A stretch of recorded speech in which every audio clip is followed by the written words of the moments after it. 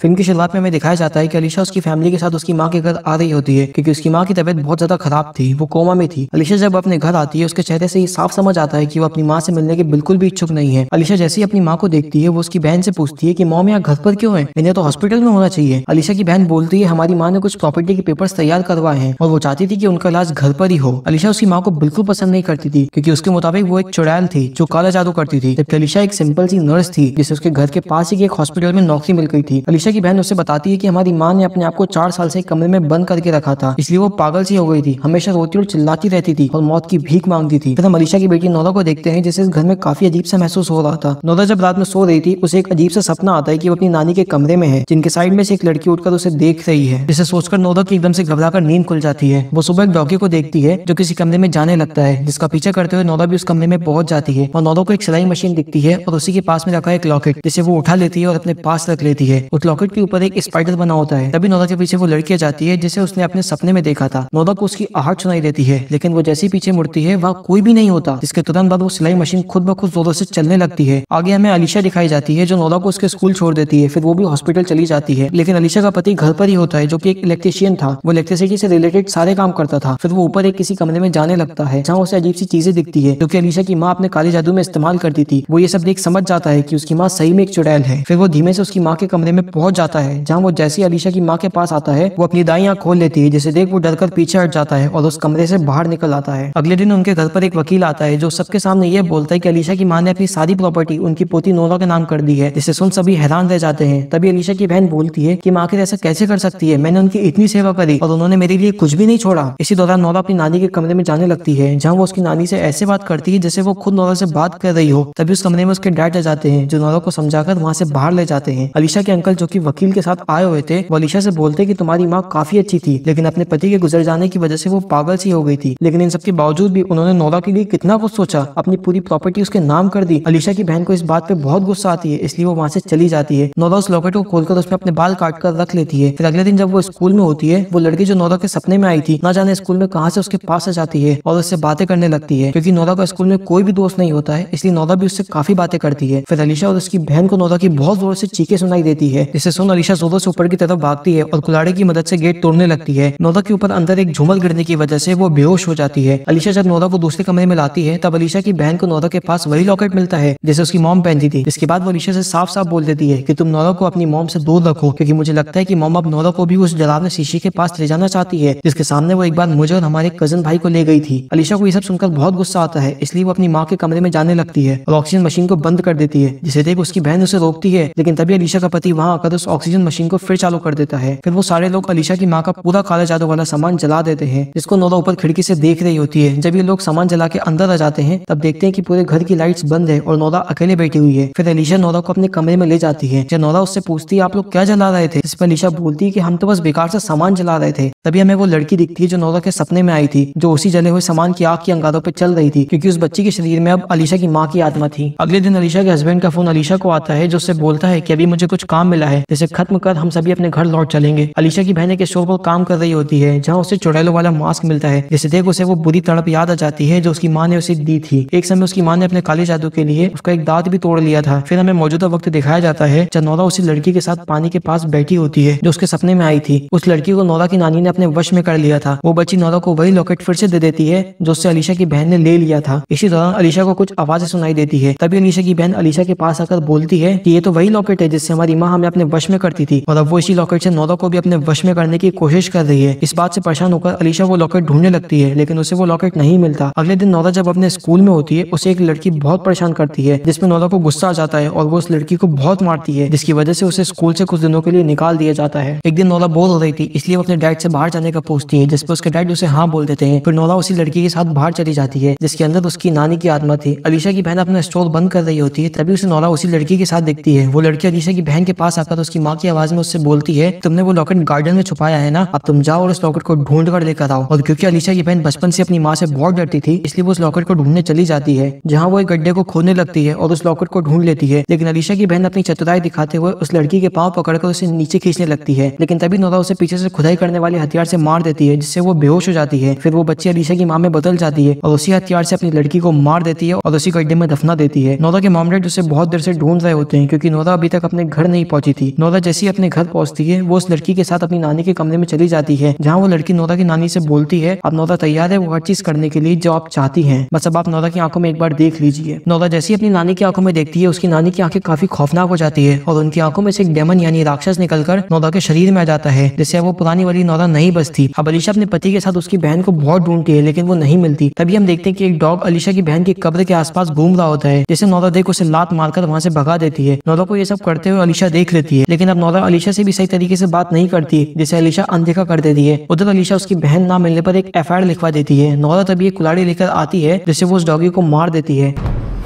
फिर नोरा अपने नानी के कमरे में जाकर एक अलमारी खोलती है जिसमें से वो एक बॉक्स निकालती है जिसमें 3 लॉकेट रखे होते हैं, एक में दांत होता है, दूसरे में नाखून और तीसरे में कटी हुई उंगली। तभी वो अलीशा जाती है तो नोरा को ऑक्सीजन बंद करते हुए देखती है। नोरा अलीशा से बोलती है मुझे अब इस जिस्म की जरूरत नहीं है, अब मुझे तुम्हारी बेटी का शरीर मिल गया है। नोरा उससे ये भी बोलती है कि अगर तुमने ये बात किसी को भी बताई तो मैं नोरा को मार दूंगी। अब रात में जब अलीशा का हस्बैंड काम करके घर लौट आता है वो अलीशा से पूछता है कि आखिर तुम्हारे डैड की डेथ कैसे हुई थी, जिसपे अलीशा बोलती है कि एक दिन हमारे डैड घर आए हुए थे और मुझे और मेरी बहन को उनके साथ खेलना था, इसलिए मैं नीचे स्टोर रूम में जाकर छुप गई थी। जब मेरे डैड मुझे ढूंढने नीचे आ रहे थे तभी उनका पैर सीढ़ियों से फिसल गया था, जिसके कारण वो हिरन के सींग के ऊपर जाकर गिर गए थे, जिससे उनकी मौत हो गई थी। और हमारी मॉम को अभी भी यही लगता है कि हमने हमारे डैड को मारा है, जो कि साफ साफ एक झूठ है। जिसपे तुरंत उठकर नोरा बोलती है तुम झूठ बोल रही हो, और ये बोलकर वहां से चली जाती है, जिसको देख नोरा के डैड हैरान रह जाते हैं। वो अलीशा से बोलते हैं ये सब क्या हो रहा है, नोरा जब से इस घर में आई है कितना अजीब सा बर्ताव कर रही है, इसलिए मेरा काम जैसे ही खत्म हो जाएगा हम सब यहाँ से अपने घर चलेंगे। नोरा फिर अपनी नानी के कमरे में चली जाती है जहाँ वो अपनी नानी से पूछती है अब आप आगे क्या करोगी, जिसपे उसकी नानी बोलती है मैं सबसे पहले तो अलीशा के हस्बैंड को मारूंगी, जिससे वो भी पूरी जिंदगी भर तड़पती रहेगी बिल्कुल मेरी तरह। ये सारी बातें अलीशा फोन से सुन लेती है, जिसके बाद वो तुरंत अपने हस्बैंड को फोन करती है पर उसका हस्बैंड फोन नहीं उठाता, इसलिए अलीशा घबराकर उसकी माँ के कमरे में जाती है जहाँ पर कोई भी नहीं होता। तभी उसे बेसमेंट में से कुछ आवाजें सुनाई देती है, जिसे सुन जैसे ही वो बेसमेंट में जाती है उसकी माँ उसके सामने आ जाती है। इसी दौरान वो अलीशा का हस्बैंड आ जाता है जो नोरा से पूछता है अलीशा कहाँ पर है, जिसपे वो बोलती है वो बेसमेंट में है। तभी हमें ये पता चलता है कि अलीशा के डैड की डेथ आखिर कैसे हुई थी, क्योंकि जब उसके डैड सीढ़ियों से नीचे उतर रहे थे तब गलती से अलीशा ने उनके पैर को पकड़ लिया था, जिससे वो फिसलकर नीचे गिर गए थे और हिरण के सिर पे जा गिरे थे, जिससे उनकी डेथ हो गई थी। इसलिए अलीशा की मॉम को अभी भी यही लगता है कि उसने अपने डैड को मारा था। फिर हम नोरा को देखते हैं जिसके नाक में ऑक्सीजन लगी थी। नोरा की माँ ये देखकर काफी डर जाती है। तभी अलीशा की माँ नीचे से उसकी गर्दन पकड़ लेती है, जिससे उसे उसका हस्बैंड बचा लेता है। चूंकि अलीशा की माँ काफी ताकतवर होती है इसलिए वो अलीशा के हस्बैंड का हाथ बीच में से चीर देती है, लेकिन उसका हस्बैंड भी हार नहीं मानता और वो उसकी माँ पे चाकू से वार करने लगता है, जिससे वो नीचे गिर जाती है। तभी नोरा उसके डैड का गला पकड़ लेती है क्योंकि वो उसकी नानी के वश में होती है। नोरा के डैड को बिल्कुल समझ नहीं आता है कि आखिर उन्हें पीछे से किसने पकड़ के रखा है, इसलिए वो उसे नीचे फेंक देते हैं। लेकिन जैसे ही वो अपनी बेटी नोरा को नीचे देखते हैं वो काफी घबरा जाते हैं, पर क्योंकि अलीशा को पता होता है कि अगर उसकी मॉम जिंदा रही तो नोरा भी जिंदा हो जाएगी, क्योंकि दोनों की आत्मा तो एक ही है, इसलिए अपनी माँ को सांस देने लगती है, जिसके कारण नोरा भी तुरंत जिंदा हो जाती है। आगे हम अलीशा की माँ को देखते हैं जो हॉस्पिटल में होती है। तभी उनके पास नोरा आती है और वो उनसे बोलती है कि आपका भी इस दुनिया में कोई काम नहीं है, इसलिए अब आपको मरना पड़ेगा, जिसके लिए वो उसकी नानी की ऑक्सीजन बंद कर देती है। नोरा के पीछे उसके नाना खड़े रहते हैं। नोरा जैसे ही पीछे मुड़ती है वो एक डीमन में बदल जाते हैं। तभी नोरा की नानी उसका गला दबाने लगती है। नोरा फिर घबरा कर उठ जाती है क्योंकि ये उसका सपना होता है। नोरा पास ही बैठे उसके माता पिता से बोलती है कि मॉम डैड मैं आपसे बहुत प्यार करती हूँ। फिर हम अलीशा की बहन और उस छोटी बच्चे का गुमशुदा होने वाला पोस्टर देखते हैं, जिसके बाद नोरा और उसकी फैमिली कार में बैठकर अपने घर जाने लगते हैं। तभी नोरा बैक सीट पर बैठकर अपनी सीट खुरसने लगती है, ठीक उसी तरह जैसे कि अलीशा की माँ करा करती थी। मतलब इस बात से साफ पता चलता है कि अलीशा की माँ ने अभी तक नोरा के शरीर का पीछा नहीं छोड़ा है, वो अभी भी उसके साथ ही है, वो अभी भी उसके शरीर में ही है। इसी के साथ मूवी खत्म हो जाती है। जय हिंद दोस्तों।